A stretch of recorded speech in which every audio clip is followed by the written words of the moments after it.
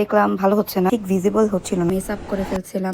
So এখন স্ট্যাম্পের সমস্যাতে আসি। স্ট্যাম্প আমাদের গ্লিসারিন সোপে বসানোর পরে এটা ঠিক ভিজিবল হচ্ছিল না, ঠিক মতো ক্লিয়ার দেখা যাচ্ছিল না, দেখা যায় ভালো দেখা যাচ্ছিল না। আর প্রত্যেকটাতে এই সমস্যা হচ্ছিল, যার কারণে আমি ভাবছিলাম মনে হয় গ্লিসারিন সোপে আমি স্ট্যাম্প বসাতে পারবো না, কারণ আমি গোট মিল্কে ইউজ করে দেখেছি, এর আগেও অনেক ক্লিয়ার ভাবে বসেছে। আপনাদের সাথে আমি ওই পোস্টটাও শেয়ার করেছিলাম, আপনারা চাইলে দেখে আসতে পারেন। প্রথমে আমি একটু নিচের দিকে রাইটে রাখার চেষ্টা করছিলাম স্ট্যাম্পটা, যেন আমাদের ব্র্যান্ডের নামটা লেবেলিং করার পরেও দেখা যায়, কিন্তু দেখলাম ভালো হচ্ছে না। তারপরে আমি সেন্টারে দেওয়ার চেষ্টা করছিলাম, দিচ্ছিলাম ঠিকই, কিন্তু পারফেক্ট যেই রকম হওয়ার কথা, আমি যেটা আশা করেছিলাম সেরকম পাচ্ছিলাম না, দেখতে একদমই জঘন্য লাগছিল।